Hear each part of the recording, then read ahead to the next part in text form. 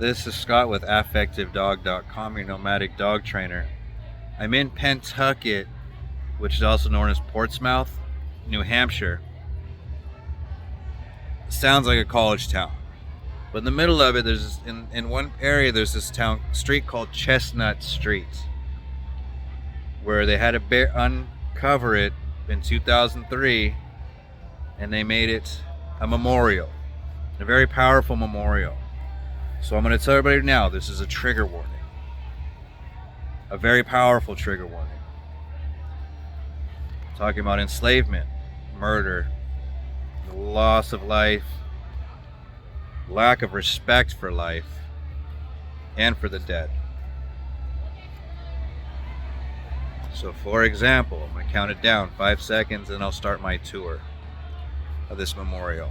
I'm going to start here on my right, and I'm going to go to the entrance. I'm going to give a little bit of story of this. Then I'll go to the start, and then we'll go through every little thing that it has. So have your tissues. So I'm going to read this because I got people coming up. You're going to see this a lot. Documentary evidence indicates the African burying ground was used as early as 1705. This area is now as Chestnut Street, was an undeveloped parcel on the outskirts of town. You can find more information at africansburyinggroundnh.org. That's where we're going with this. Absolutely going through all of this. So like I said, I'm going to start. I'm going to read a little bit, and then we're going to go do the tribute to the memorial. We'll probably take a few minutes just to breathe. And I'm going to put a trigger warning on the top of my video when I put it on YouTube. So as I read this, I stand for the ancestors here and beyond. I stand for those who feel anger. I stand for those who were treated unjustly. I stand for those who were taken from their loved ones. I stand for those who suffered the Middle Passage. I stand for those who survived upon these shores. I stand for those who pay homage to this ground. I stand for those who find dignity in these bones. Jerome Meadows is the artist and sculptor. This is a huge thing. In the middle, there's this nice long ribbon where 20 men from Ghana in 1779 quoted this big ribbon right here in hopes of gaining freedom. Sorry, that's... I'm going to read the middle one. Oh no, the entry figures, which is these two right here. The male figure stands for the first enslaved Africans brought from Portsmouth and those who followed. The female figure represents Mother Africa, endlessly straining past the obstacles that keep her from her children of the diaspora. Together, as each figure reaches around the edge of the granite slabs towards each other, they physically embody the separation and uncertainty experienced by those brought here as captives, as well as their perseverance. The gap between their fingertips is a reminder of their forced separation and of the divisions of past injustice. The petition line in 1779, 20 men who had been forcibly brought from West Africa when they were children and were purchased by prominent local families petitioned the New Hampshire legislature for their freedom and for the end of slavery in the state. Quoting the phrase from this quote's petition for freedom, unquote, the petition line is a visual and historical thread linking the elements of the memorial and putting eloquent voice to those so long forgotten, ignored, extending from the entry figures through the space of contemplation. The fine line disappears into the burial vault beneath the plaza. The burial vault beneath the plaza. The West African symbol adorning this line is Nsoroma, Nsoromma, and that means child of the heavens, and is an icon of guardianship.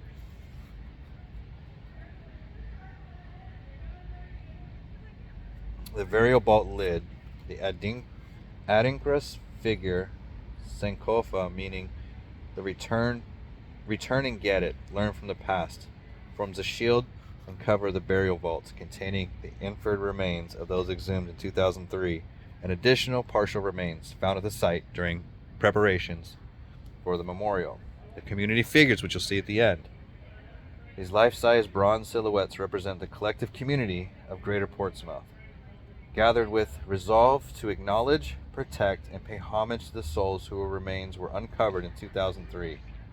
Each figure bears a line from the poem by memorial designer and sculptor Jerome Meadows, inspired by this sacred site. Decorative railing. It's based on African kente cloth motif, suggestive of boat paddles. The ceramic tiles embedded in the railing were created by the students of Portsmouth Public Schools.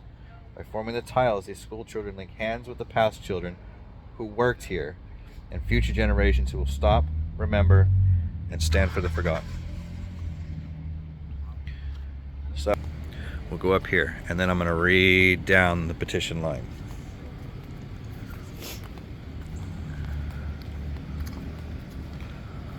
It's cool to see that there's still flowers here.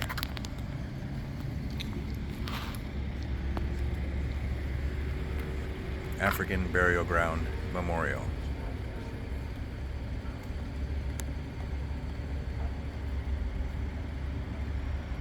This is the entryway.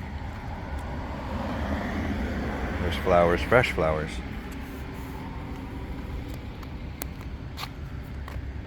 Remember, they say where they're trying to touch. Gentlemen stolen, the men stolen from Africa, West Africa. And this is Mother Africa right here. Very good stuff.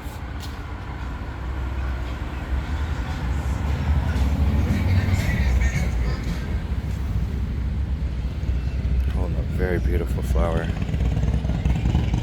And then, from there, the petition ribbon. Oh, we'll go around.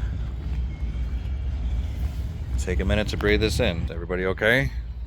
I'm touching myself. I'm not great. But this is history. This is American history. It's important to know.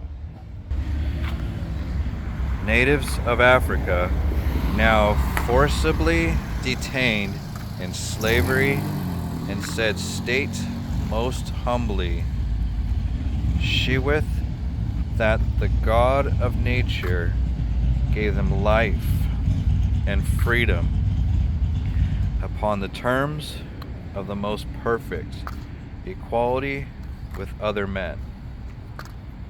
We fondly hope that the eye of the pity, P-I-T-T-Y, and the heart of justice and humanity may commiserate our situation and put us upon the equality of freemen and give us an opportunity of evincing to the world. There's that podium I was just at. Whoops. To the world, our love of freedom by exerting ourselves in the cause in... Oh, there's a driveway, so it stops. In opposing the efforts of tyranny and oppression over the country in which we ourselves have been so long injuriously enslaved. Private or public, tyranny and slavery are alike detestable to minds. Conscious of the equal dignity of human nature, that the name of slave may not more be heard in the land of gloriously contending for the sweetest of freedoms. So there's that, and it goes through. And here's the burial shield. So this here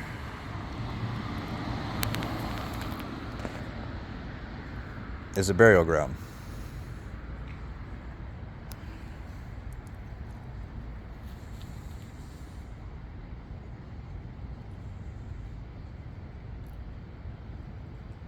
This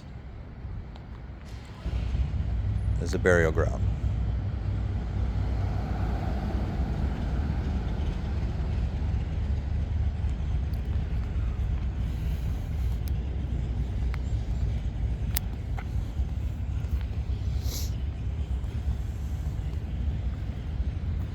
There's paddle tiles by the public schools. They go all the way around. These silhouettes.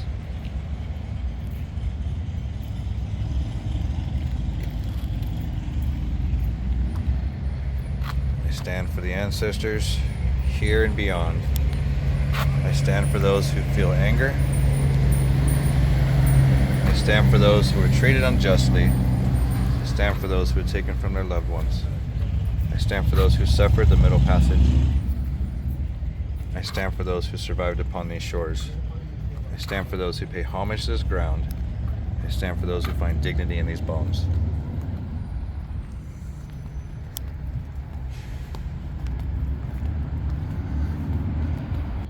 Three more things I want to point out. One of the houses, it says, in 1760, Portsmouth town records refer to this site as, quote, the Negro burying yard, unquote. But over time, the Portsmouth grew. The African burying ground was paved over, built over, and overlooked. Two more things. This is America.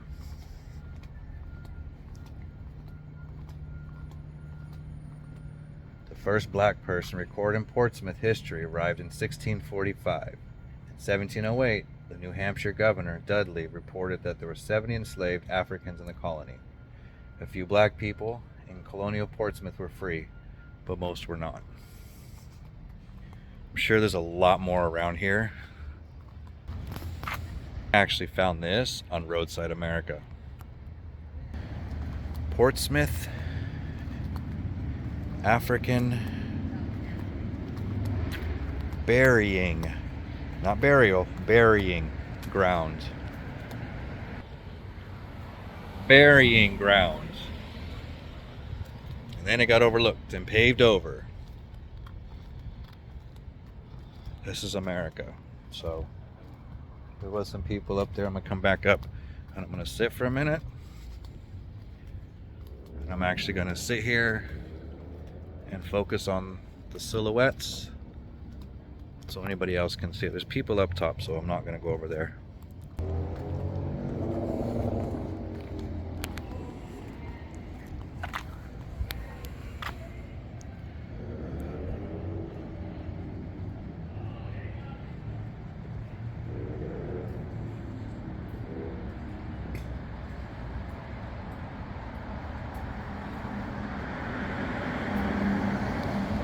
This is Scott with AffectiveDog.com.